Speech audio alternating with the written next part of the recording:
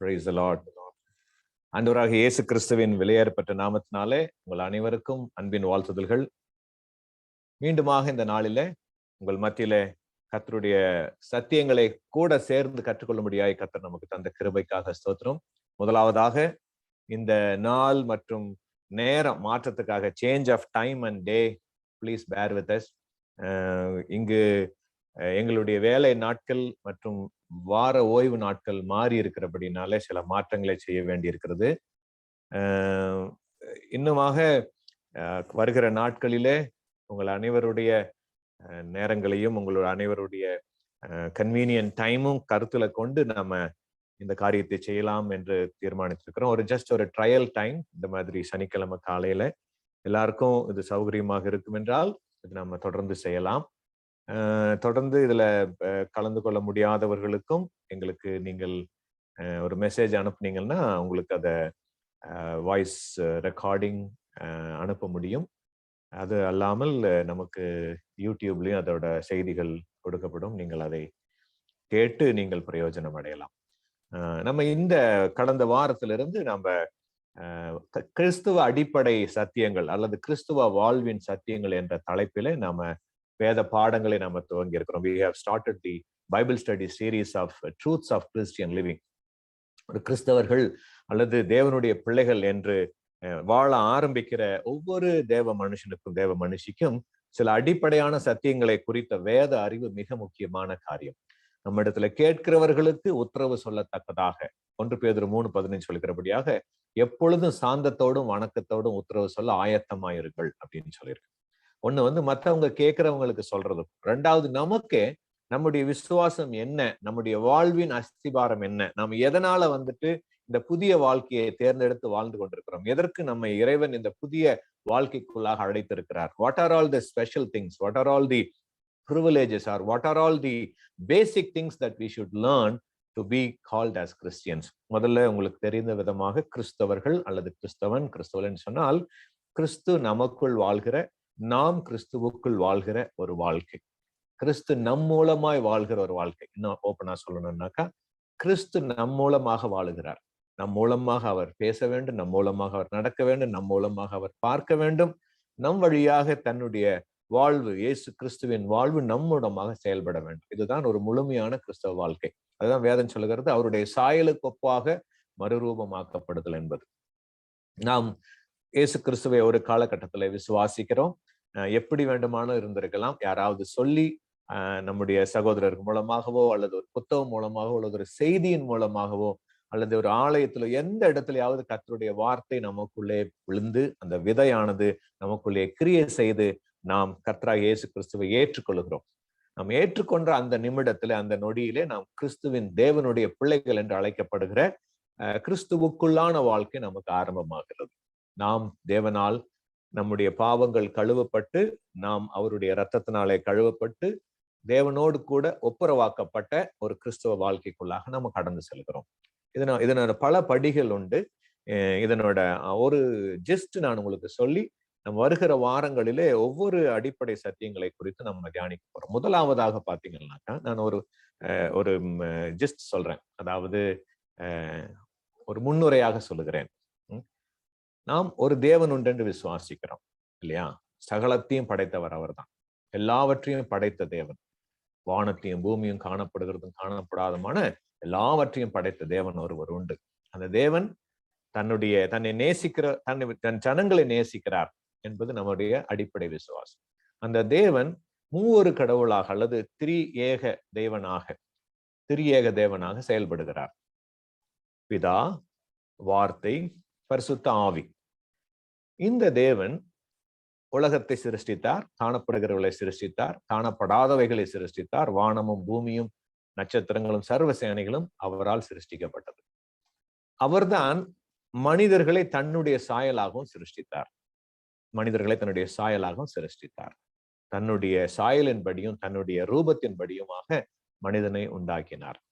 அந்த சாயலில் உண்டாக்கப்பட்ட மனிதன் அவருடைய வார்த்தைக்கு கீழ்ப்படிந்த நாள் வரைக்கும் அவருடைய சாயல் அவனுக்குள்ளே முழுமையாக வாழ்ந்தது. ஒரு கட்டத்திலே தேவனுக்கு கீழ்ப்படியாமல் போய் அவன் பாவத்துல விழுந்த பொழுது அந்த சாயலை இழந்து போனான். அந்த சாயலை இழந்து போய் பாவத்திலே விழுந்து தேவனோடு கூட உள்ள உறவை, இறைவனோடு கூட உள்ள உறவை இழந்து போனான்.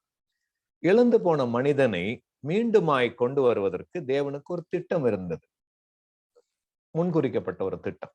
இந்த மனிதனை மீண்டுமாக தன்னோடு இணைத்துக் கொள்ள வேண்டும். ஏன்னா மனிதனை அவர் மிகவும் அதிகமாக நேசிக்கிறார். தன்னுடைய சாயலில் சிருஷ்டிக்கப்பட்ட இந்த மனிதனை, நம்மை அவர் மிக அதிகமாக நேசிக்கிறார். அந்த அன்புக்கு, அந்த நேசத்துக்கு இணையே கிடையாது. தன்னை மீண்டுமாக தன்னோடு கூட ஒப்புரவாக்கி கொள்ள வேண்டும் என்பதற்காக அவருடைய திட்டத்தின் மிக முக்கியமான காரியம் என்னவென்றால், தாம் மனிதனாக வந்து இந்த மனுக்குலத்தை மீட்டெடுக்க வேண்டும். அதற்கு தேவையான ஒரு பிராயச்சித்தம் ரத்தம், குற்றமில்லாத ரத்தம். அந்த ரத்தம் மிருக ரத்தங்களினாலே அது சரிப்பட்டு வராது. அதனால மனித ரத்தம், குற்றம் இல்லாத, பாவம் இல்லாத மனித ரத்தம் சித்தப்பட வேண்டும்.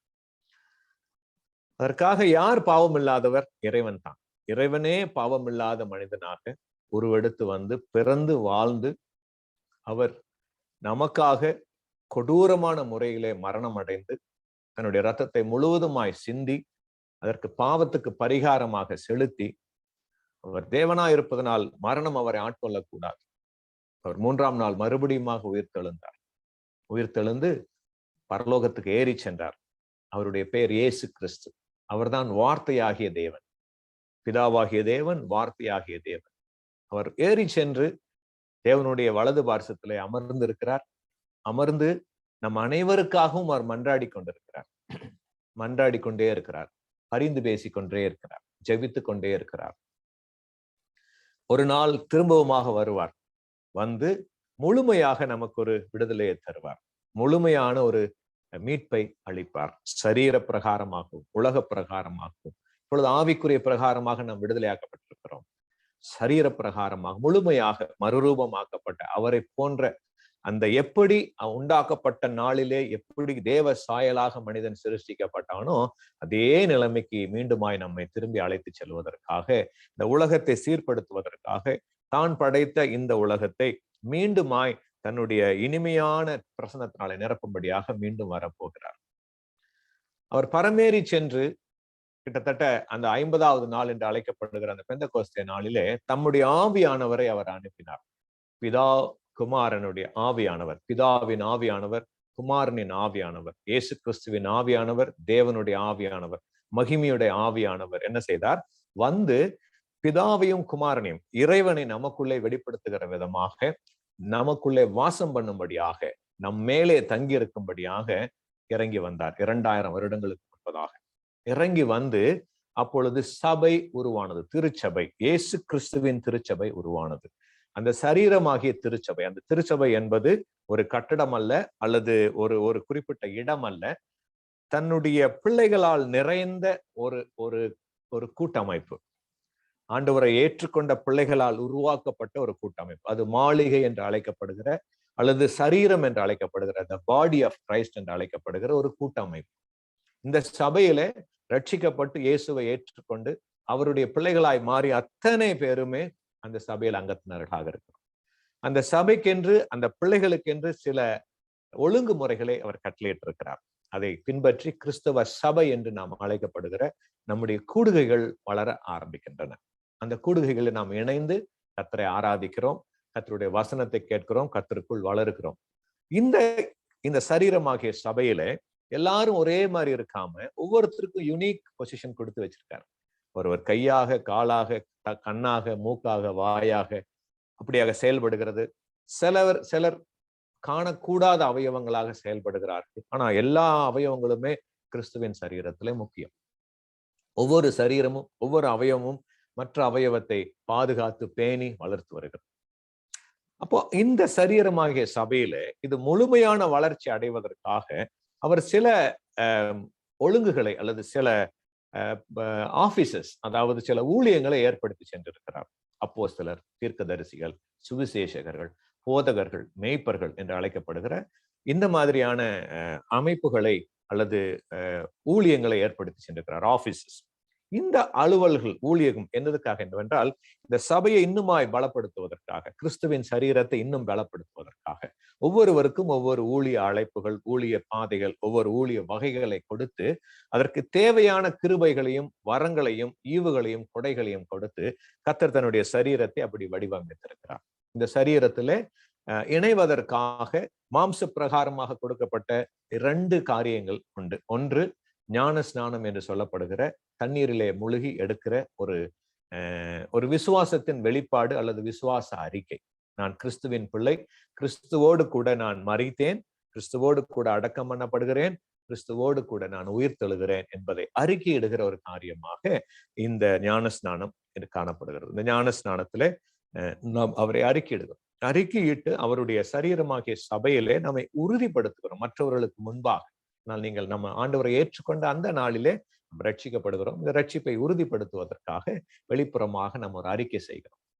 அதற்கு பிறகு இன்னொரு மிக முக்கியமான ஒரு ஒழுங்கு என்னவென்றால், கர்த்தர் நமக்காக மரித்த இறைவன் நமக்காக வந்து மனிதனாக வாழ்ந்து மரித்து அவருடைய பாடு மரணத்தை நினைவு கூறுகிற விதமாக அவருடைய சரீரமாகிய அவருடைய சரீரத்தை அப்பத்தையும் அவருடைய இரத்தமாகிய திராட்சை ரசத்தையும் நாம் கூடுகையாக அல்லது குடும்பமாக அல்லது குழுவாக அல்லது சபையாக நாம் என்ன செய்கிறோம்? பங்கு பெறுகிறோம். அதை அறிக்கையிடுகிறோம். ஞானஸ்நானம் என்பது நான் கிறிஸ்துவுக்குள் மரித்து உயிர் தெழுந்தேன் என்பதை ஒரு முறை அறிக்கை செய்வது.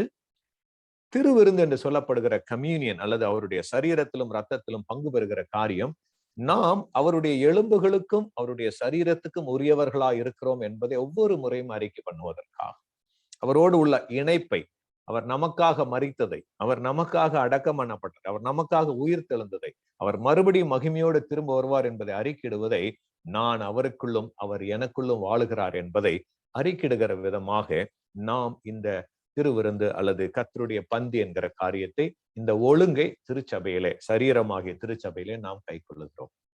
இப்படி வாழ்ந்து கொண்டிருக்கும் பொழுது நமக்கு ஒரு நித்திய முடிவு உண்டு, நமக்கு ஒரு பரிசுத்தவான்களின் ஐக்கியம் உண்டு, நமக்கு உலகம் முழுக்க இருக்கிற ஒரு பெரிய கிறிஸ்துவின் சரீரமாகிய சபை உண்டு. உலகம் மட்டுமல்ல, பரலோகத்திலும் பூலோகத்திலும் எல்லா இடங்களிலும் தேவனால் தெரிந்து கொள்ளப்பட்ட, தேவனால் பரிசுத்தமாக்கப்பட்ட, இறைவனால் ரட்சிக்கப்பட்ட பிள்ளைகள் இணைந்த உள்ள இந்த சரீரம் உலகளாவிய அல்லது த யூனிவர்சல் சர்ச் என்று சொல்லப்படுகிற எல்லா இடத்திலும் நிறைந்திருக்கிற ஒரு சர்வ சங்கமாகிய சபை என்பதை நாம் புரிந்து கொள்கிறோம். அதற்கு பிறகு இந்த சபைக்கு ஒரு நோக்கம் உண்டு. இந்த சபை எப்படி நடத்தப்பட வேண்டும், இந்த சபைக்கு தேவன் தந்திருக்கிற ஆலோசனைகள் என்ன, ஒழுங்குகள் என்ன என்பதை குறித்த காரியங்கள் நமக்கு உண்டு. வாழும் பொழுது வாழ்கிற வாழ்க்கை அவர் கனி கொடுக்கிற வாழ்க்கையாக இருக்க வேண்டும். இதற்காக நமக்குள்ளே வாசம் பண்ணுகிற பரிசுத்த ஆவியானவர் இயேசுவை நமக்குள்ளே வெளிப்படுத்துகிறார், பிதாவை நமக்குள்ளே வெளிப்படுத்துகிறார், நம்மை இயேசுவின் சாயலாக மாற்றி நம்மை கனி கொடுக்கிற கொடிகளாக நம்மை மாற்றுகிறார். செடியாகிய இயேசுவுக்குள் நாம் நிலைத்து கொடிகளாகிய நாம் அவருக்குள் கனி கொடுக்கிறோம். அவருடைய கனிகள் நமக்குள்ளே செயல்பட ஆரம்பிக்கிறது. நாம் மற்றவர்களுக்கு அவருடைய வார்த்தையை சொல்ல நம்மை பழக்குவிக்கிறார், ஊக்குவிக்கிறார், நம்மை உற்சாகப்படுத்துகிறார், நம்மை பலப்படுத்துகிறார். நாம் சாட்சிகளாக மாறுகிறோம். சாட்சிகளாக மாறி உலகம் எங்கும், சமாரியாவில, யூதாயாவில, உலகம் முழுவதிலும், நம்முடைய குடும்பத்தில, நம்முடைய சபையில, நம்முடைய சமூகத்தில, நாடுகளிலே அவருக்கு சாட்சிகளாக நாம் எழும்ப ஆரம்பிக்கிறோம். எழும்ப எழும்ப அவருடைய வார்த்தையை நாம் சாட்சிகளாக சொல்லுவதற்கு தன்னுடைய வரங்களை அவர் அளிக்கிறார், அதாவது ஈவுகளை அளிக்கிறார். Gifts of the Holy Spirit. இந்த ஈவு எல்லாருக்கும் கொடுக்கும். ஏற்கிறவன் எவனும் பெற்றுக் கொடுக்கிறார். ஏன்னா அவர் தான் நமக்குள்ள இருக்கிறார். அவருடைய ஈவுகள் எப்பொழுதுமே செயல்படும். That is the gifts of the Holy Spirit. அதற்கென்று அவர் நமக்கு சில ஒழுங்குகளை வகுத்து அவரோடு நேரத்தை செலவிடும்படியாக, அவருடைய வேதத்தை தியானிக்கும்படியாக நமக்கு கற்றுக் கொடுத்திருக்கிறார். இந்த கிறிஸ்தவ வாழ்க்கையில வளருவதற்கான ஒரு மிக முக்கியமான ஒரு காரியம் என்னவென்றால் வேத புத்தகம், அவருடைய வார்த்தை. இந்த வார்த்தையை நாம் எப்படி படிக்க வேண்டும், இந்த வார்த்தையை நாம் எப்படி வளர வேண்டும், இந்த வார்த்தையை குறித்து நாம் தெரிந்து கொள்ள வேண்டியது என்ன, வார்த்தை என்றால் என்ன, வார்த்தை தான் இறைவன், இறைவன் தான் வார்த்தை என்கிற இந்த உண்மையை நமக்குள்ளே குடிபட ஆரம்பிக்கிறது. நமக்குள்ளே நம்ம வளர ஆரம்பிக்க this truth gets sets inside of us. It gets sets inside of us.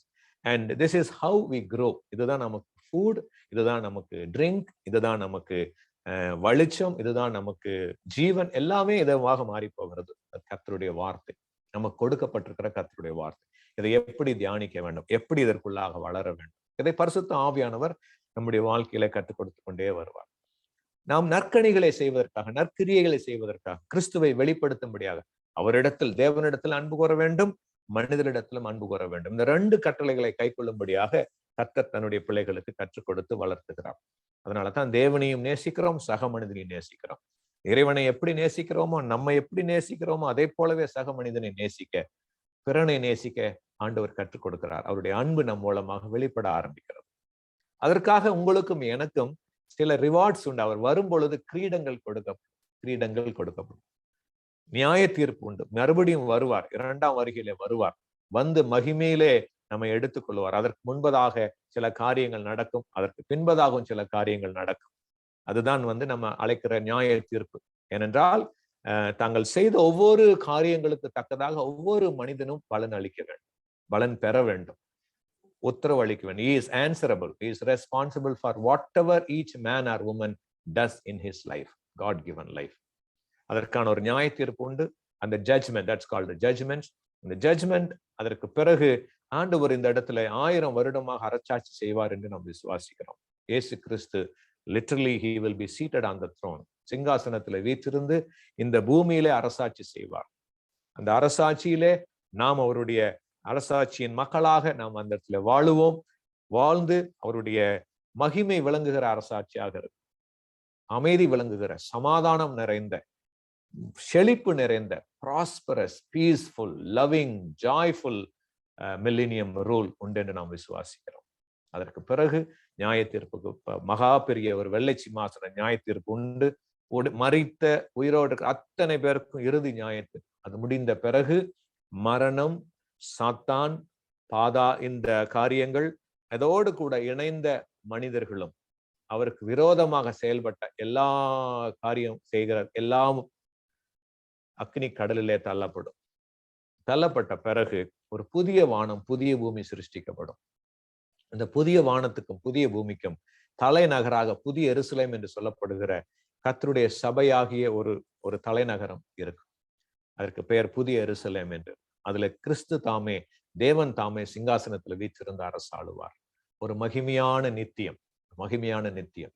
ஏனென்றால் இந்த வாழ்க்கைக்காக மட்டும் நாம் கிறிஸ்துவின் மேல் நம்பிக்கையற்றவர்களாக இருந்தால் நாம் எல்லா மனுஷர்களை பார்க்கலும் பரிதபிக்கத்தக்கவர்களாக இருப்போம். We will be more pitiable than anybody else if you trust Jesus for only this life, only for this benefits, only for a health or for a job or for a small things which are happening. But we have a great future. We have a great eternity. அந்த நித்தியத்துக்காக நாம் செல்கிறோம். இதுதான் கிறிஸ்தவ வாழ்க்கையின் அடிப்படை. Okay, இப்படித்தான் நம்முடைய அடிப்படையை நாம் வளர்த்து கொண்டிருக்கிறோம்.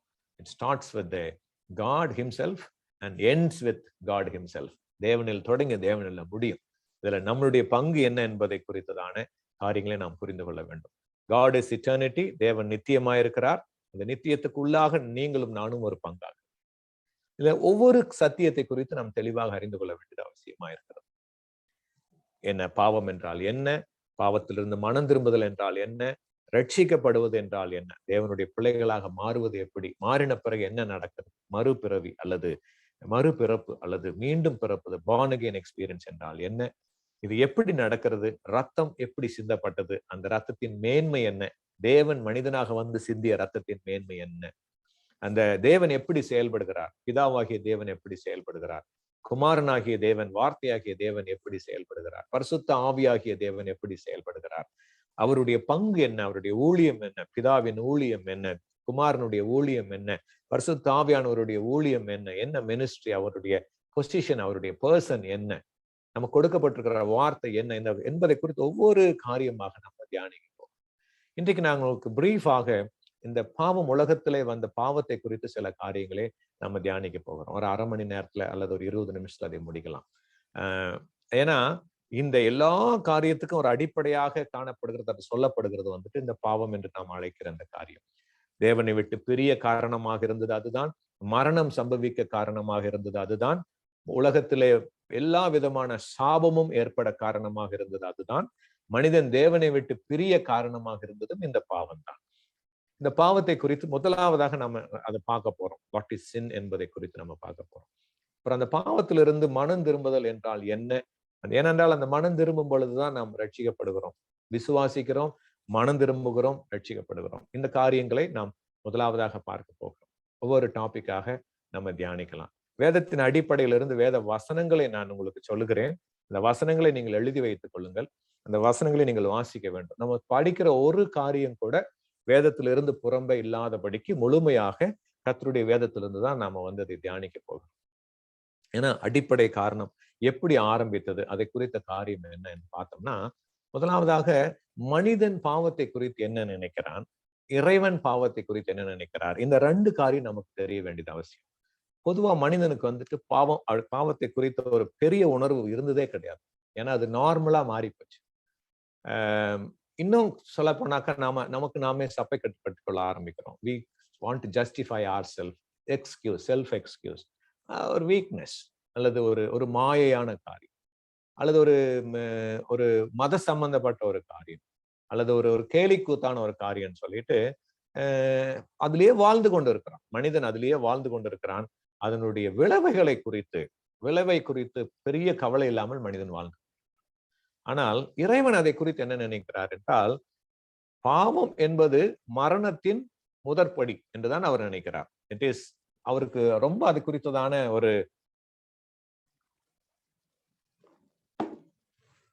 ஒரு வெறுப்பு தேவனிடத்துல உண்டு, இறைவனிடத்துல உண்டு. He hates sin. He cannot even sin. தீமையை கூட பார்க்க முடியாத சுத்த கண்களை உடையவர். அதுக்கான ஒரே ஒரு முடிவு அல்லது ஒரே ஒரு பலன் என்னவென்றால் மரணம். God makes எசேக்கியேல் 18:20 பாத்தீங்கன்னா, பாவம் செய்கிற ஆத்துமா சாகும். ரோமர் 6:23 பாவத்தின் சம்பளம் மரணம். நீதிமொழிகள் 6:16, 17, 18, 19 பாவம் என்பது தேவனுக்கு அருவருப்பான காரியம். உபாகமம் 25:16, சங்கீதம் 5:5 இதெல்லாம் வாசிக்கும் பொழுது அக்கிரமக்காரரை கர்த்தர் வெறுக்கிறார், பாவத்தை செய்கிறவர்களிடத்திலே கர்த்தர் பிரியப்படுகிறதே இல்லை அப்படின்னு சொல்லி. பாவம் என்பது ஒரு தீய சக்தி, ஈவில் ஃபோர்ஸ். அதோட the involvement or the presence of sins cannot be escaped in this life. இதை நம்ம புரிந்து கொள்ள வேண்டும். இந்த உலகத்துல பாவத்தின் பிரசன்ஸ், அதாவது பாவத்தின் இருப்பில் இருந்து எந்த மனிதனும் தப்பித்துக் கொள்ள முடியாது. sin is there, you cannot escape from that. இதை நம்ம மனசுல வச்சுக்கணும், கரெக்டா புரிந்து கொள்ள வேண்டும். ஆனா பாவத்திலிருந்து பாவம் இல்லாமல் அல்லது பாவத்துடைய இருப்பிலிருந்து நாம ஓடி ஒழிய முடியாது. ஆனால் பாவத்தை தேவ வல்லமையினாலே நம்ம மேற்கொள்ள முடியும். We can overcome sin by the power of God, by the presence of God. இதை புரிஞ்சுக்கணும். You cannot escape presence of sin, but you can overcome the sin by the power of God and the presence of God. இப்ப பாவம் எப்படி ஆரம்பிச்சது அப்படின்னு சொல்லி ஒரு கேள்வி வரும். இந்த பாவம் ஆரம்பிக்கிறது ஒரு சின்ன ஒரு க்ளூ 2 இடங்கள்ல கொடுக்கப்பட்டிருக்கிறது. ஒண்ணு யூதா எழுதின புஸ்தகத்துல 1ஆம் அதிகாரம் 6ஆம் வசனத்துல எழுதியிருக்கு. இன்னொன்னு பாத்தீங்கன்னாக்கா ஏசாயா 14ஆம் அதிகாரத்துல 13, 14, 15 அந்த வசனங்கள்ல எழுதப்பட்டிருக்கு. வேதத்துல குறிப்பிடப்பட்ட ஒன் ஆஃப் தி மிஸ்ட்ரீஸ், சில ரகசியங்கள்ல பாவமும் ஒன்று. உபாகம் 29:29 சொல்லுகிறபடியாக, மறைக்கப்பட்டவைகள் மறைவானவைகள் நம்முடைய தேவனாகிய கர்த்தருக்கே உரியவைகள். எப்படி ஆரம்பிச்சது இல்ல அது என்ன அப்படிங்கறத குறித்து அவ்வளவு தெளிவான காரியங்கள் நமக்கு சொல்லப்படவில்லை. ஆனால் சில காரியங்கள் சொல்லப்பட்டிருக்கு. எங்க ஆரம்பிச்சது அப்படின்னு பாத்தீங்கன்னா, நமக்கு தெரிஞ்சு அல்லது வேதத்தின் அடிப்படையில முதலாவதாக லூசிபர் என்று சொல்லப்படுகிற ஒரு பிரதான தூதனுடைய இருதயத்திலே அதை ஆரம்பிச்சு.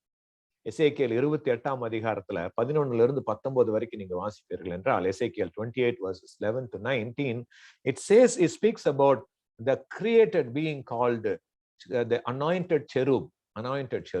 இது பிரதான தூதனாகிய சாத்தான், லூசிபர். அவன் விழுந்து போன பிறகு அவனுக்கு சாத்தான் என்று பெயர்.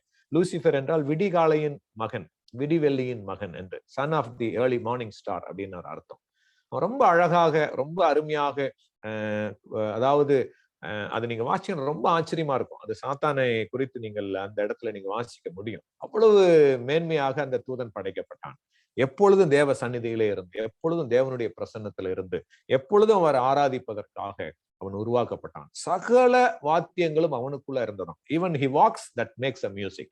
even he talks, it makes a music. ஏன்னா அவன் தான் இசைக்கு தலைவனாக, தேவனை ஆராதனை கூட்டத்தின் தலைவனாக உருவாக்கப்பட்ட இந்த தூதன். இசையின் மூலமாக, ஆராதனையின் மூலமாக தேவனை ஆராதிப்பதற்காக அவருடைய சமூகத்திலே அவருக்கு முன்பாக இருக்கிற அந்த அக்கினி மயமான கற்களின் மத்தியிலே உலாவுகிற இந்த தூதன் படைக்கப்பட்டவனுக்கு உள்ளத்திலே ஒரு பெருமை உண்டாயிற்று. இந்த 14ஆம் அதிகாரத்துல, ஏசாயா 14ஆம் அதிகாரத்துல இன்னொரு காரியம் சொல்லப்பட்டிருக்கிறது. இந்த பாவம் எப்படி உருவாயிற்று என்றால் பெருமையின் வடிவமாக உருவாயிற்று என்று பார்க்கிறோம். அதாவது தன்னுடைய சுய சித்தத்தை, he exalted his will above the will of God.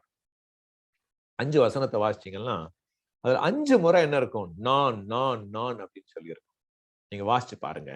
நான் வானங்களுக்கு மேலாக ஏறுவேன், நான் மேகங்களுக்கு மேலாக ஏறுவேன், என் சிங்காசனத்தை நான் ஸ்தாபிப்பேன், உன்னதமானவருக்கு சமமாவேன் அப்படின்னு சொல்லி 5 முறை இருக்கும். அதாவது அவனுடைய சித்தத்தை தேவ சித்தத்துக்கு மேலாக உயர்த்தினான். ஆண்டவர் இந்த பூமியை உருவாக்கும் பொழுது ஆதியாகமம் 1:1, Genesis 1:1, it was beautifully created. தேவன் வானத்தையும் பூமியும் சிருஷ்டித்தார். God doesn't create anything without order. He created perfectly. Probably at that time the Lucifer or this angel was given the ruling responsibility of that earth. அந்த டைம்ல அவன் தேவனுக்கு விரோதமாக பெருமைப்பட்டதுனாலே அவன் தேவ சமூகத்திலிருந்து விழுந்து போனான். விழுந்து போய் பூமியும் ஒழுங்கின்மையும் வெறுமையுமாக மாறிற்று. The earth became out of form and void. அதுதான் Genesis 1:2 வாசிக்கிறோம். ஆதியாகமம் 1:2.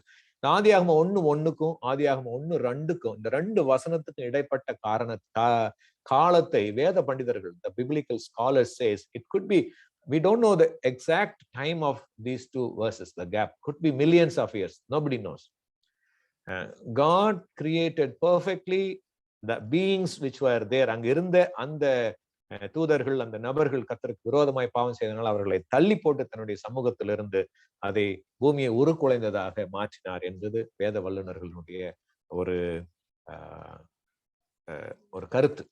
That is the opinion and their thinking or thought of the biblical scholars, that the gap is so huge and the world was kept, the earth was kept without form for a long time. அப்போ அடுத்தது என்னாச்சுன்னு பாத்தீங்கன்னா, ஏதோ ஆயிருக்கு, ஏதோ ஒரு பிரச்சனை ஆயிருக்கு, ஒரு பெரிய ஒரு யுத்தம். அது ஒரு சின்ன கிளிம்ஸ் எல்லாம் இருக்கு, நீங்க வேதத்தை வாசிக்கும் போது தெரிஞ்சிருக்கலாம். ஆண்டவர் சொல்றார் லூக்கா 10ஆம் அதிகாரம் 19ஆம் வசனத்துல, I saw the Satan fell down like a lightning from the heaven, because he as God he speaks. Jesus பேசுறார் eternity pastல. When that happened, சொல்றார், நான் கண்டேன் பிசாசு சாத்தான் மின்னலை போல வானத்திலிருந்து விழுகிறதை கண்டேன் அப்படின்னு சொல்லி. ஓகே, அப்போ அந்த இடத்துல காலம் நடந்து அதுக்கு பிறகு இந்த பூமி உருக்குலைந்தது. அதை திரும்பமாக தேவன் 6 நாட்களிலே மீண்டுமாக அதை செம்மையாக சிருஷ்டிக்கிறார் என்பதை குறித்து நாம் ஆதியாகமம் 1ஆம் அதிகாரத்துல வாசிக்கிறோம், அதை விசுவாசிக்கிறோம். அப்போ அவனோடு கூட, இந்த தூதனோடு கூட, பிரதான தூதனோடு கூட சேர்ந்து ஒரு கூட்டம் தேவ தூதர்களும் அவருக்கு விரோதமாய் கலகம் பண்ணினார்கள். இதே பெருமையிலும், இதே கீழ்ப்படியாமையிலும், இதே எதிர்த்து நிற்கதிலும் அவர்கள் என்ன செய்தார்கள்? அவர்கள் தேவனுக்கு விரோதமாக அவர்கள் கலகம் பண்ணினார்கள். இந்த தூதர்கள் அவர்களையும் சேர்த்து அவர் கீழே தள்ளி போட்டார். அதான் யூதா 1:6 எழுதப்பட்டிருக்கிறது. ஆனா இந்த வசனம் சாத்தான் இடத்துல இருந்து தான் ஆரம்பிச்சது அப்படின்னு தெரியாது. ஆனா சாத்தான் இடத்துலதான் முதலாக காணப்பட்டது என்பதை நம்ம வேதத்திலிருந்து வாசிக்கிறோம். தேவன் மனிதனை சிருஷ்டிப்பதற்கு முன்பதாகவே இந்த பாவம் என்கிற காரியம் லூசிஃபருடைய இருதயத்திலே முதலாவதாக தோன்றியது. அடுத்ததாக இது ஆரிஜின் பத்தி ஒரு கிளிம்ஸ் மட்டும் உங்களுக்கு கொடுத்துட்டே போறேன், ஒரு ஷார்ட் எக்ஸ்பிளனேஷன் மட்டும் வேதத்திலிருந்து. அதுக்கு ரொம்ப டீட்டெயிலா நமக்கு அது குறித்த காரியங்கள் இல்லை, வேதத்திலிருந்து இருக்கிறத மட்டும் பார்த்துட்டு போவோம். அப்புறம் அடுத்ததாக பாத்தீங்கன்னா, அடுத்த ஒரு கருத்து என்னன்னாக்கா, பாவம் என்றால் என்ன? we have to define, இல்லையா? God, sin, man, ஒவ்வொன்றுக்கும் ஒரு டெஃபினேஷன் இருக்கும். ஓகே, sin, பாவம் என்றால் என்ன அப்படிங்கிறது 1 யோவான் 3ஆம் அதிகாரம் 4ஆம் வசனத்துல வாசிச்சீங்கன்னாக்கா அதுல ஒரு வசனம் சொல்லப்பட்டிருக்கிறது. 1 யோவான் 3ஆம் அதிகாரம் 4ஆம் வசனத்தில் என்ன எழுதி இருக்கிறதுன்னு பாத்தீங்கன்னாக்கா, whichever transgressing against the law is sin. இதுல தமிழ்ல நியாயப்பிரமாணத்தை மீறுகிறதே பாவம். anything of the God's law is sin. Okay, நார்மலாவே கிறிஸ்தவர்கள் மட்டுமல்ல, எல்லாத்துக்குமே இந்த நன்மைக்கும் தீமைக்கும் இடைப்பட்ட இந்த good and evil conflict is always there. Everybody understands. Darkness, light, good, evil, white, black, இந்த மாதிரி ஒரு கான்ட்ராஸ்டிங் கான்ஃபிளிக்ட் இருக்கிறது வந்து from the beginning everybody knows about it. ஏன்னா பாவம் என்பது என்றது ஒன்று இல்லை என்றால், மீறுதல் என்பது இல்லை என்றால், if there is no sin, if there is no transgression, if it no iniquities, whatever, அப்படி இல்லைன்னாக்கா இந்த நாள்ல காணப்படுற மாதிரி பேங்க்ல லாக்கர் அவசியம் இல்லை, கூட்டு அவசியம் இல்லை, ஜெயில்கள் அவசியம் இல்லை, இல்லையா? பிகாஸ் இந்த மாதிரி தப்பு நடக்கிறதுனாலதான் இந்த மாதிரியான காரியங்கள் நமக்கு ஏற்படுகின்றன. மனிதன் என்ன சொல்றான் பாவத்தை குறித்து? ஒரு மாம்சமாக வந்த ஒரு வீக்னஸ் அப்படிங்கிறான், வீக்னஸ் ஆஃப் ஃபிளஷ். இல்லாட்டி நன்மை செய்யாமல் இருக்கிறது அது தப்புன்னு நினைக்கிறான். இல்லாட்டி வந்துட்டு இந்த மனிதனாகிய இந்த மாம்சத்தோட அல்லது இந்த மிருக இச்சையோட ஒரு விளைவு அப்படின்னு சொல்லி சொல்றாங்க. இன்னும் சில பேர் சொல்றாங்க, சைக்காலஜிஸ்ட் எல்லாம் சொல்றாங்க, அது ஒரு வியாதி, பாவம் என்பது ஒரு வியாதி, அதை நம்ம ட்ரீட் பண்ணணும். இன்னும் சில பேர் சொல்றாங்க அது ஒரு சுயநலம். இந்த மாதிரி பல காரியங்கள், பல விதமான எக்ஸ்பிளனேஷன்ஸ் கொடுக்கப்படுகிறது. ஆனா வேதம் சொல்லுகிறது நியாயப்பிரமாணத்தை, தேவனுடைய வார்த்தையை மீறுவது பாவம்.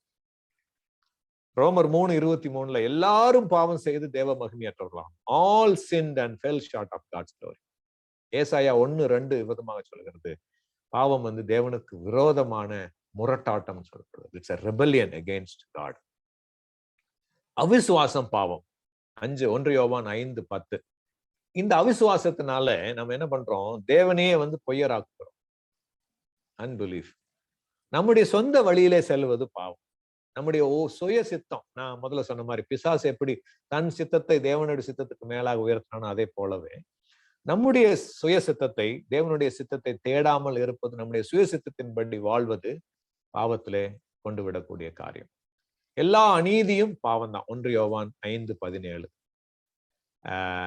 இந்த பாவம் என்பது நம்மை ஏமாற்றக்கூடிய ஒரு காரியம், நம்மை அழித்து விடக்கூடிய ஒரு சக்தி, ஒரு நம்மை குற்றப்படுத்தக்கூடிய ஒரு உண்மையான ஒரு காரியம்.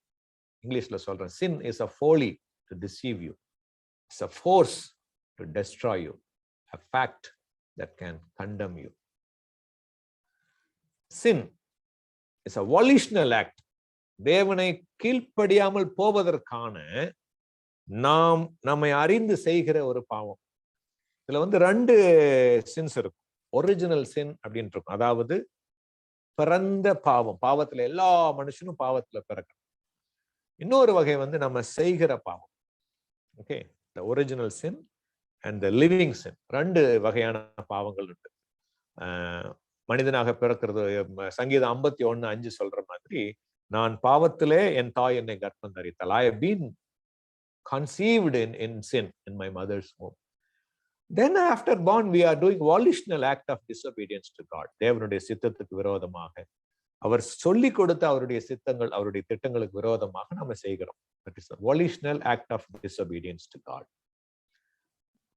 பாவம் எப்படி உள்ளே வந்தது அப்படின்னு பாத்தீங்களா? ரோமர் 5:12 எழுதியிருக்கு, ஒரே மனிதன் மூலமாக பாவம் உள்ளே நுழைந்தது. That is the origin. அதாவது நம்முடைய மனித குலத்துக்கு வந்தது ஆதாமின் மூலமாக வந்தது. அது நீங்க ஆதியாகமம் 3ஆம் அதிகாரம் 1ல இருந்து கடைசி அந்த 24 வசனங்கள் வரைக்கும் வாசிச்சீங்கன்னா தெரியும்.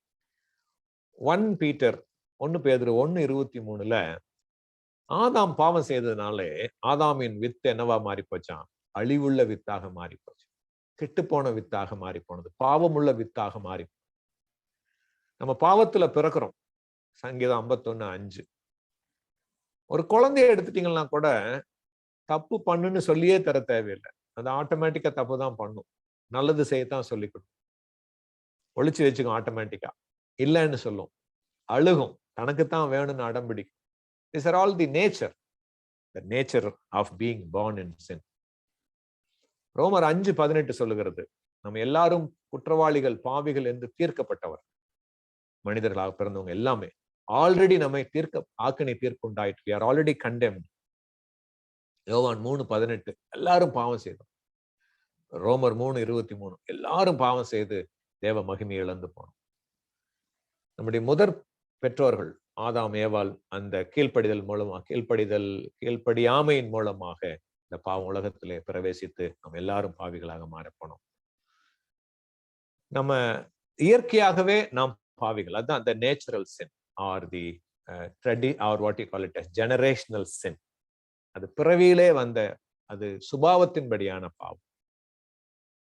ஆனா அந்த பாவம் வந்துட்டு நமக்குள்ள ஒரு இச்சையை தூண்டி அதை செய்ய வைக்கிறது.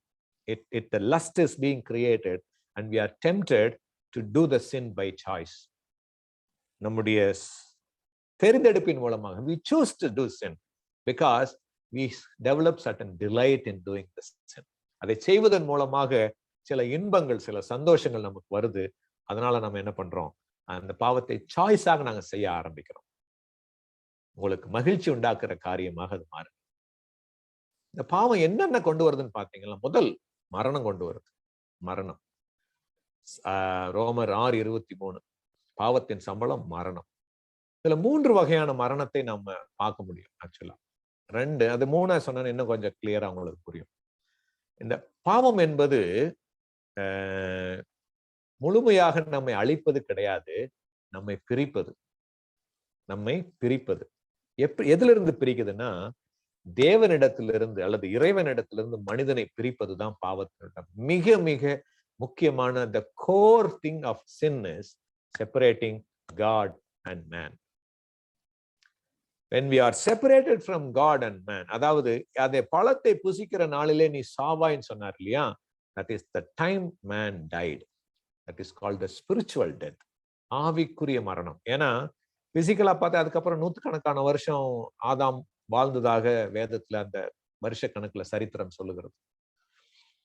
But the moment he disobeyed God, he died his spiritual death. அவனுடைய ஆவி மனிதன் மரித்து போனான். He was spiritually dead and died. He was separated. அதனாலதான் தேவனை பார்க்க முடியாமல், இறைவனோடு உறவாட முடியாமல் பயந்து ஓடி ஒளித்து கொண்டான். நான் நிர்வாணியா இருக்கிறேன். அந்த மகிமை அவனை விட்டு போயிட்டு. அந்த நாம நினைக்கிற பிசிக்கல் டெத், அதாவது சரீர பிரகாரமான மரணம் எப்ப வந்துச்சு அப்படின்னு பாத்தீங்கன்னா, நார்மலா இந்த சரீரம் மரித்து இந்த ஆவியும் ஆத்மாவும் இந்த சரீரத்தை விட்டு பிரிந்து போகிற அந்த நேரத்துல சரீர பிரகாரமான மரணம் ஏற்படுகிறது. This is the second death, which is the physical death. 3வது பாத்தீங்கன்னா நித்திய மரணம், இட்டர்னல் டெத். கம்ப்ளீட்டா throughout for eternity man is separated from God. The spiritual death, the first death through Christ, நமக்கு அதிலிருந்து ஒரு விடுதலை உண்டு. We can be resurrected from the first death, the spiritual death. The physical death, invariably all people who are born have to go through. Invariably நமக்கு தெரிஞ்சு ஏனோக்கும் எலியாவும் மட்டும்தான் சரீர பிரகாரமாக எடுத்துக்கொள்ளப்பட்டார்கள் அப்படின்னு சொல்லி எழுதியிருக்கு. அதுவும் சில வேத பண்டிதர்கள் சொல்றார்கள், அவர்களும் மீண்டுமாக வந்து சரீர பிரவாகமாக மரிக்க வேண்டும் என்பது நியமம் சொல்லி சொல்றாங்க. So the physical death is almost happens to all. இந்த spiritual physical death-உம் தேவன் ஆண்டவராக இயேசு கிறிஸ்து மறுபடியும் வரும் பொழுது இதுவும் மேற்கொள்ளப்படும். 1 கொரிந்தியர் 15 சொல்ற மாதிரி மரணம் ஜெயமாக விழுங்கப்படும். அப்போ அந்த மரித்தவர்களும் உயிரோடு எழுந்திருப்பார்கள். 1 தெசலோனிக்கேயர் 4ஆம் அதிகாரத்துல வாசிக்கிறோம் 16, 17, 18. முதலாவது கர்த்தருக்குள் மரித்தவர்கள் உயிரோடு எழுந்திருப்பார்கள். அப்பொழுது மரியாமல் இருக்கிற நாமும் மறுரூபமாக்கப்படும். This is the time the physical death is conquered. Eternal death, it will not be conquered. It is permanent separation. அதுதான் வெளிப்படுத்தின விசேஷம் 20ஆம் அதிகாரம் கடைசி வசனத்துல இது 2ஆம் மரணம்னு அது சொல்லப்படுகிறது. அக்னியும் கந்தகம் எரிகிற அக்னி கடலிலே தள்ளப்பட்ட 2ஆம் மரணம். இந்த மரணத்துல complete separation from God and man. 3 வகையான மரணத்தை குறித்து வேதத்துல நம்ம வாசிக்கிறோம். இந்த 3 வகையான மரணத்தையும் இந்த பாவம் பிறப்பிக்கும். பாவத்தின் சம்பளம் மரணம் அப்படின்னு சொல்றதுனால 3 உண்டாகும். எப்படி ஸ்பிரிச்சுவலா பாத்தீங்கன்னா ஏசாயா 59:1-2 உங்கள் பாவங்களே தேவனுடைய சமூகத்தை விட்டு உங்களை பிரிக்கிறது, உங்களுடைய அக்கிரமங்களே அவருடைய சத்தம் உங்களுக்கு கேட்காதபடிக்கு, உங்கள் சத்தம் அவருடைய செவியை உங்களுக்கு மறைக்கிறது. ஆனால் இந்த பாவ முதல் ஆவிக்குரிய மரணத்திலிருந்து விடுதலை உண்டு. என்ன விடுதலை? தேவனிடத்துல திரும்ப முடியும். இயேசு கிறிஸ்துவின் மூலமாக அவருடைய இரத்தத்தின் மேல, அவருடைய நாமத்தின் மேல விசுவாச நம்பிக்கை வைத்து தேவனிடத்துல நம்முடைய பாவங்களை அறிக்கை செய்து மனம் திரும்பி அவரிடத்துல வரும் பொழுது இந்த ஆவிக்குரிய மரணத்திலிருந்து நமக்கு விடுதலை வருகிறது. நம்ம உயிரோடு எழுந்திருக்கிறோம். 1 யோவான் 1:9, ஏசாயா 55:7. இதெல்லாம் என்ன ஆகுதுன்னா, நமக்கு தேவனோடு உள்ள ஐக்கியம் திரும்பமாக நமக்கு சேர்ந்து வருகிறது. We are restored back to God in our spirit. Spiritual resurrection. முதலாவதாக அதுதான் நமக்கு சொல்லுகிற மீண்டுமாக பிறக்கிறோம். We are regenerated. We are born again. இதுதான் ஸ்பிரிச்சுவல் டெத்ல இருந்து பாவம் கொண்டு வர்ற முதல் மரணம் ஆவிக்குரிய மரணம். இரண்டாவது சரீர பிரகாரமான மரணம். டெத், மனிதன் பாவம் செய்யற வரைக்கும் இந்த மரணம் அப்படிங்கிற பேரு சாவாய்ங்கிறது இல்லவே இல்லை. நீ கீழ்ப்படியாம போய் அந்த பழத்தை சாப்பிடுற அந்த நாளிலே நீ சாவாயின்னு சொல்லி வந்திருக்கு. பாவம் பிரவேசித்த உடனே இந்த மரணமும் வந்தது. ஆனால் அந்த மரணம் ஏற்படுகிற காலகட்டம் மாறி போச்சு. ஆதாமுக்கு 930 வருஷம் கழிச்சு, நோவாக்கு 950 வருஷம் கழிச்சு, ஆபிரகாமுக்கு 175 வருஷம் கழிச்சு, அப்படியே ஒவ்வொருத்தருக்கா அப்படியே தாவீதுக்கு 70 வருஷம் கழிச்சு, இப்படியே எல்லா மனிதர்களுக்கும் ஒரு காலகட்டத்துல இந்த பாவம் தன்னுடைய பிடியை மரணத்தின் மூலமாக நிறைவேற்றிக் கொள்கிறது. எல்லாரும் மரிக்கிறார். மனிதனாக பிறந்தவர்கள் எல்லாரும் மரிக்கிறார். அடுத்தது பாத்தீங்கன்னாக்கா, பாவம் மரணத்தை உண்டாக்குகிறது. பாவத்தினால மரணம் சம்பவிக்கிறது. குழந்தைங்க, வயசானவங்க, நல்லவங்க, கெட்டவங்க எல்லாமே சாகுறாங்க. நம்முடைய கர்த்தராகிய இயேசு கிறிஸ்து இந்த மரணத்தை ஜெயிக்கிற நாள் வரைக்கும் 1 கொரிந்தியர் 15:26, அதான் மரணம் ஜெயமாக விழுங்கப்பட்டது அப்படிங்கிறது. 54 57 வசனங்கள் வரைக்கும் நீங்க வாசிச்சீங்களா 1 கொரிந்தியர் 15. அவர் ஜெயமாக விழுங்குற அந்த நாளில் வரைக்கும் இந்த மரணம் தொடர்ந்து கொண்டே இருக்கு. இட்டர்னல் டெத் பாத்தீங்கன்னா, பாவம் செய்கிற ஆத்துமா சாகும். எசேக்கியேல் 18:20. இட்டர்னல் செப்பரேஷன், ரெவலேஷன் 20, வெளிப்படுத்தல் 20:14. இதை தாண்டி போன பிறகு தேவனுடைய இரக்கத்துக்கும் தேவனுடைய கிருபைக்கும் அந்த இடத்துல வழியே இல்லை, அடைக்கப்படுகிறது, முழுவதுமாக அடைக்கப்படுகிறது. இந்த வாசல் கதவு முழுவதுமாக அடைக்கப்பட்டு நித்தியமாக இறைவனை விட்டு மனிதன் பிரிக்கப்படுகிறான். அதனாலதான் லூக்கா 16ஆம் அதிகாரத்துல 19-31 வரைக்கும் வாசிச்சீங்கன்னா, அந்த ஐஸ்வர்யவான் லாசருவை குறித்த அந்த பேரபிள்ல ஆண்டவர் சொல்றாரு, நீங்கள் எங்களிடத்துல வராதபடிக்கும், ஆபிரகாம் சொல்றாரு, நாங்கள் உங்களிடத்துல வராதபடி நமக்கு இடையே பெரிய பிளவு உண்டாயிருக்கிறது. A great void between, a great gap between those who are other side, either side. இந்த பக்கத்துல அந்த பக்கத்துக்கும் அந்த பக்கத்துல இந்த பக்கத்துக்கும் வர முடியாதபடிக்கு பெரிய பிளவு உண்டாயிருக்கிறது. ஓகே, இந்த பாவத்துக்கு பரிகாரம் இல்லையா? இருக்கிறது. எப்படி? தேவனே ஒரு பரிகாரத்தை வைத்திருக்கிறார். 2 கொரிந்தியர் 5:21 இந்த தேவன் நாம் பாவத்திலிருந்து விடுதலை ஆகும்படி தன்னுடைய குமாரனை இயேசு கிறிஸ்துவை, மனிதனாக வந்த தேவனை பாவமாக மாற்றினார். Jesus became sin on the cross so that we became righteousness. ஆனா நாம என்ன பண்றோம்? நம்முடைய சொந்த ரட்சிப்பை நாமளே தேடுறோம், நம்முடைய சொந்த நீதியை நாமளே தேடுறோம். ஐசாயா 64:6 சொல்ற மாதிரி அவர்தான் நம்முடைய நீதி. நம்ம தான் ரீஜெனரேட் ஆகணும், மறுபடியும் பிறக்க வேண்டும். அதுக்கு பதிலா என்ன பண்றோம்? மறுமலர்ச்சியை தேடுகிறோம். We want to be reformed when we need to be regenerated. தீத்து 3:5. புதிய வாழ்வு நம்ம வாழணும், அதுக்கு பதிலாக ஒரு புதிய பக்கத்தை திருப்பணும் நம்ம ஆசைப்படுறோம். யோவான் 10:10 புதிய ஜீவன், புதிய வாழ்வு, எல்லாமே கம்ப்ளீட்டா புதுசு வேணும். கலாத்தியர் 2:16 இயேசு கிறிஸ்துவின் மேலுள்ள விசுவாசத்தினாலதான் நம்ம நீதிமான்களாக்கப்படுவோம். நியாயப்பிரமாணத்தினாலோ அல்லது நம்ம செய்கிற நல்ல காரியங்களினாலோ நாம் நீதிமான்களாக்கப்படுவதில்லை. என்ன நடக்கிறதுன்னு பாத்தீங்கன்னா, எபேசியர் 4:24 அந்த பழைய மனிதனை முழுவதுமாக அவர் எடுத்து போட்டு புதிய மனிதனை உருவாக்குகிறார். கிறிஸ்துவுக்குள் நாம் புதிய மனிதனாக நாம் சிருஷ்டிக்கப்படுகிறோம். 2 கொரிந்தியர் 5:17, எபேசியர் 4:24, எபேசியர் 2:8-9. கிரேஸ் ஆஃப் காட், தேவனுடைய கிருபையினாலே நாம் ரட்சிக்கப்பட்டு தேவனுடைய கிருபையினாலே நற்கிரியைகளை செய்யும்படியாக நாம் புதிய சிருஷ்டியாக சிருஷ்டிக்கப்படுகிறோம். தேவன் நமக்கு கொடுத்திருக்கிற ஒரு ஈவு அல்லது தேவன் நமக்கு கொடுத்திருக்கிற ஒரு விமோச்சனம். There is a relief or there is a release from the sin through God, through Jesus Christ. அவருடைய இரத்தத்தின் மூலமாக, அவருடைய மேல நாமத்தில் இருக்கிற விசுவாசத்தின் மூலமாக கிடைக்குது. Only remedy. பாவத்துக்கான பரிகாரம் உண்டா? உண்டு. ஒரே ஒரு பரிகாரம் தான். அது தேவகுமாரன் மூலமாக அவர் நமக்காக பாவமாக்கப்பட்டு கல்வாரி சிலுவையிலே நாம் நீதிமான்களாக்கப்படும்படியாக அவர் நமக்காக பாவமானார். அவரை ஏற்றுக்கொள்ளும் பொழுது இந்த பரிகாரத்தை நாம் ஏற்றுக்கொள்ளும். நமக்காக பாவமான இயேசு கிறிஸ்துவை நாம் விசுவாசித்து ஏற்றுக்கொள்ளும் பொழுது நம்முடைய பாவத்துக்கு பரிகாரத்தை நாம் பெற்றுக்கொள்கிறோம். ஜான் 20:30, யோவான் 20:30 சொல்லுகிறபடியாக இந்த விசுவாசத்தினாலே அவரை நாம் சொந்த இரட்சகராக நாம் ஏற்றுக்கொள்கிறோம். இப்படித்தான் வந்துட்டு பாவத்தை குறித்ததான சில திங்ஸ் இருக்கு. திரும்ப நான் உங்களுக்கு அந்த ஹெட்டிங்ஸ் மட்டும் சொல்றேன். பாவம் என்றால் என்ன, மனிதன் பாவத்தை குறித்து என்ன நினைக்கிறான், தேவன் பாவத்தை குறித்து என்ன நினைக்கிறார், பாவம் எப்படி பிரவேசித்தது, எந்த இடத்துல ஆரம்பித்தது, எப்படியாக அந்த யூதா 1:6, எசேக்கியேல் 28, 11, 19, ஏசாயா 14, 12, 17 இதெல்லாம் வாசிக்கும் பொழுது we know how the sin started, at least in the heart of a person called Lucifer. பாவம் என்றால் என்ன அப்படின்னு குறிச்சு பார்த்தோம். என்னென்னவெல்லாம் பைபிள் எதெல்லாம் பாவம்னு சொல்லுது அப்படின்னு சொல்லி வேத வசனத்துல இருந்து பார்த்தோம். விசுவாசம், அவிசுவாசம் இதெல்லாம் எப்படி பாவம் உலகத்துல வந்தது, அந்த ஒரு மனிதன் மூலமாக வந்தது அப்படின்னு பார்த்தோம். பாவத்தின் சம்பளம் என்ன? மரணம். அதுல 3 வகையான மரணத்தை குறித்து பார்த்தோம். முதல் மரணம், இந்த வாழ்க்கையிலேயே நமக்கு விடுதலை உண்டு.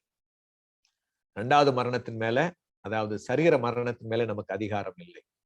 ஆனால் முதல் மரணத்திலிருந்து விடுதலை ஆவதற்கு உங்களுக்கும் எனக்கும் இன்னைக்கும் நாள் உண்டு.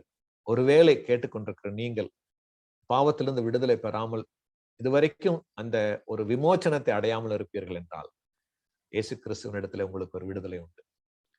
மனிதனாக வந்த இறைவன் மேல விசுவாசம் வைக்கும் பொழுது, நமக்காக அவர் சிலுவையிலே பாவமானார், அந்த மரணத்தின் மூலமாக பாவமாக மாறினார் என்பதை விசுவாசித்து அவரை ஏற்றுக்கொள்ளும் பொழுது இந்த முதல் மரணத்திலிருந்து நமக்கு விடுதலை கிடைக்கும். 2வது மரணம், ஒன்று அவருக்கு அவர் வரும் முன்பதாக இந்த ஓட்டத்தை முடித்து அவரிடத்துல செல்லுகிறவர், அல்லது உயிரோடு இருக்கிற நாம் ஆண்டவராக இயேசு வரும் பொழுது இந்த சரீரத்தில் இருந்து அந்த நித்திய சரீரத்துக்குள்ளாய் மறுரூபமாக்கப்படுவோம், மகிமையின் சரீரத்துக்குள்ளாக மறுரூபமாக்கப்படுவோம். 3வது மரணத்துக்கு, அதாவது 2வது மரணம் என்று சொல்லுகிற the second death, the eternal separation doesn't have a place in your life and my life.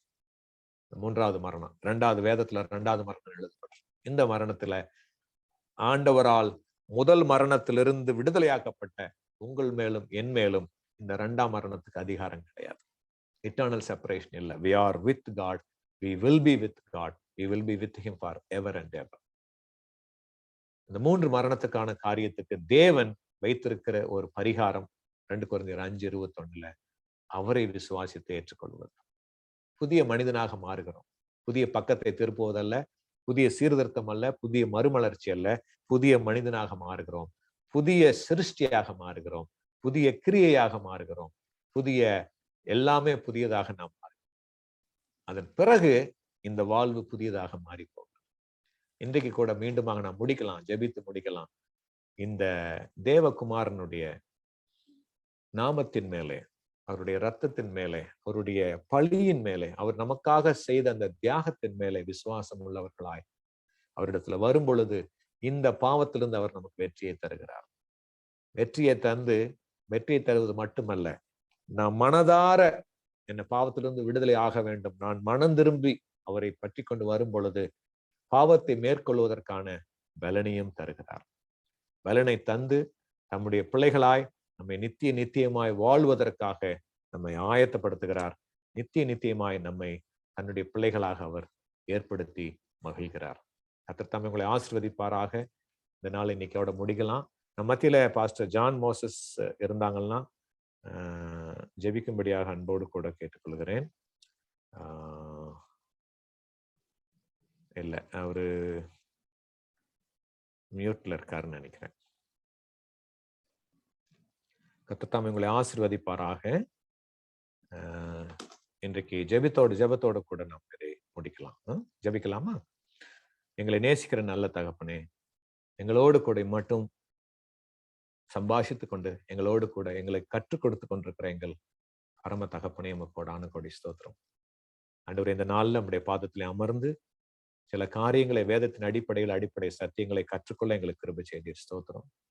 கேட்ட ஒவ்வொருடைய இருதயங்களையும் திறந்து அடிப்படை சத்தியங்கள் அவர்களுக்குள்ளே மனதிலே பதியும்படியாய் நல்ல நிலத்திலே வந்த விழுந்த விதையாய் இந்த சத்தியம் அவர்களுக்குள்ளே கிரியை செய்ய, எங்களுக்குள்ளே கிரியை செய்ய நீர் கிருபைத்தார்.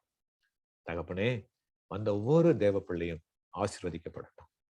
வந்த ஒவ்வொரு தேவ பிள்ளையும் இதுக்குள்ளாய் வளரட்டும், கிறிஸ்துவுக்குள்ளாய் வளரட்டும், கிறிஸ்துவுக்குள்ளாய் பெருகட்டும். ஆண்டவரே, புதிய வாழ்வை மன ரம்மியமாய் அனுபவிக்கட்டும். கிறிஸ்துவுக்குள்ளான வாழ்க்கையை முழுமையாய் அனுபவிக்க கர்த்தர் இந்த பிள்ளைகளுக்கு கிருபை பாராட்டுவீராக, எங்களுக்கு கிருபை தருவீராக. அப்பா, வரத்தடைப்பட்டவர்களையும் நம்முடைய கரங்களை ஒப்புப்படுத்தணும். வரைத்தடைப்பட்ட ஒவ்வொரு தேவ பிள்ளையும் என் தேவனாகிய கர்த்தர் தாமே ஆசீர்வதியும்.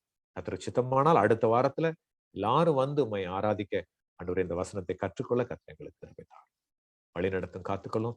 இதை பொறுப்பெடுத்து நடத்துகிற ஒவ்வொரு தேவ பிள்ளையும், ஒவ்வொரு தேவ ஊழியக்காரையும், ஜான் மோசஸையும், டேவிட்டையும், அவங்க குடும்பங்களையும், வந்திருக்கிற ஒவ்வொருவரையும், ஒவ்வொரு மூப்பர்களையும், ஒவ்வொரு அருமையான பிள்ளைகளையும், ஆண்டவரே, ஒவ்வொரு ஐயாவையும், ஒவ்வொரு அம்மாவையும், ஒவ்வொரு சகோதரின் இளம் பிள்ளைகளையும் உடைய கரங்களை ஒப்பு கொடுத்து ஜெபிக்கிறேன். கர்த்தர் பொறுப்பெடுத்துக் கொள்ளும், வழிநடத்தும், ஆசீர்வதியும். எல்லா துதிகன மகிமையும் உமக்கே செலுத்துகிறோம். மீட்பர் இயேசுவின் நாமத்துல ஜெபிக்கிறோம், பரிசுத்தமுள்ள எங்கள் நல்ல பிதாவே. ஆமென். என் ஆத்துமாவே கர்த்தரை ஸ்தோத்திரி, என் முழு உள்ளமே பரிசுத்த நாமத்தை ஸ்தோத்திரி. என் ஆத்துமாவே கர்த்தரை ஸ்தோத்திரி, அவர் செய்த சகல உபகாரங்களையும் மறவாதே. ஆமென்.